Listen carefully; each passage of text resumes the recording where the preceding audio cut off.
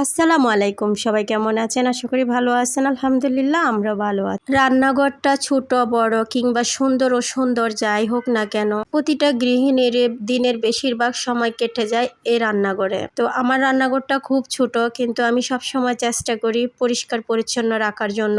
সকালে ঘুম থেকে ওঠে, নামাজ দোয়া পরে প্রথম দর্শন হয় এই চুলার সাথে, এই রান্নাঘরের সাথে। তো এসে হচ্ছে প্রথমে পরিষ্কার থাকুক কিংবা অপরিষ্কার আবার একটু মুছে পরিষ্কার করে নিই। এটা আমার দীর্ঘদিনের অভ্যাস হয়ে গেছে। তা না মুছলে আমার ভালো লাগে না, মুছলে আমার একটু শান্তি লাগে। তো এই তো একটু পরিষ্কার করে নিলাম, তারপরে হচ্ছে একটু চা বসিয়ে দিলাম। তারপরে ভেবেছিলাম একটু রুটি বানাবো, কিন্তু এদিকে হচ্ছে আমার হাজবেন্ড পরোটা ডালবাজি নিয়ে আসছে। তো এখন হচ্ছে সবাই মিলে একটু নাস্তা করে নিব। তো আমি হচ্ছে যখন পরোটা কিনে নিয়ে আসে, একটা পরোটা হচ্ছে আমি ডাল ভাজি দিয়ে খাই, আর একটা পরোটা আমি রেখে দিয়ে একটু চা দিয়ে খাওয়ার জন্য। আর এদিকে আয়ান বাবাকে তো একটু ছোট ছোট করে ছিঁড়ে দিলে ও নিজের হাত দিয়ে খেতে পারে, তাই ওকে আমি একটা পরোটা ছোট ছোট করে ছিঁড়ে দিয়েছি। তো এই তো নাস্তা খেতে খেতে চাটাও হয়ে গেছে, এখন একটু চা খেয়ে নিব আমি পরোটা দিয়ে। তো আমার মতন এভাবে পরোটা দিয়ে চা খেতে কে কে পছন্দ করেন প্লিজ একটু কমেন্ট করে জানিয়ে দিবেন। একটা পরোটা ডাল ভাজি দিয়ে খেয়েছি, আর একটা হচ্ছে চা দিয়ে খাচ্ছি। যাই হোক, সবাই মিলে নাস্তা খেয়ে নিলাম, এরপর থালা বাটি কাপগুলো একটু ধুয়ে পরিষ্কার করে নিলাম। এরপরে দুপুরবেলা কি রান্না বান্না করবো একটু রেডি করতেছিলাম। আর এই হচ্ছে ঢেঁড়স কেটে নিলাম।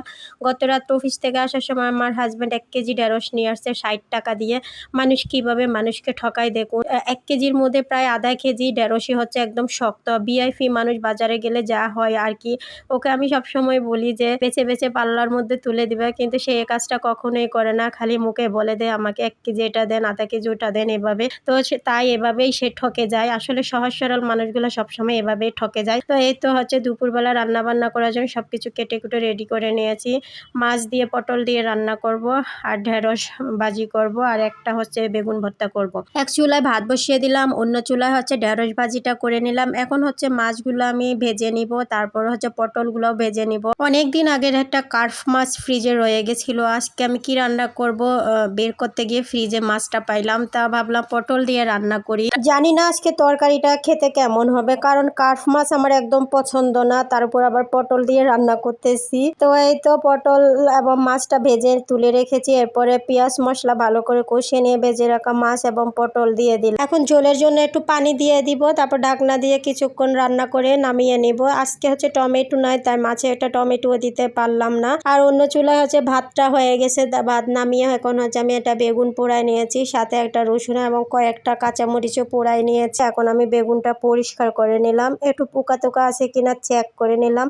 এরপরে লবণ দিয়ে কাঁচামরিচ রসুন পেঁয়াজ সবকিছু ভালো করে মাখিয়ে নিব, এবং একটু ধনেপাতা কুচি দিয়ে দিলাম। তো এই তো এখন সরিষার তেল দিয়ে দিব। শীতকালে এমন মজাদার যদি একটা ভর্তা থাকে আর কি লাগে বলেন তো। এ তো কতটা লোভনীয় হয়েছে দেখুন, সরিষার তেল দিয়ে ধনেপাতা দিয়ে এরকম মজার ভর্তা থাকলে আর কিছুই লাগে না গরম ভাতের সাথে। আর এই যে হচ্ছে পটল দিয়ে মাছটা রান্না করেছি, দেখতে মাশাআল্লাহ অনেক সুন্দর হয়েছে, কিন্তু তেল একটু বেশি হয়ে গেছে। এই ছিল আমার আজকে সারাদিনের টুকিটাকি রান্না বান্না কাজকর্ম। তো আশা করব আপনাদের ভালো লেগেছে, ভালো লাগলে অবশ্যই কমেন্ট করে জানিয়ে দিবেন।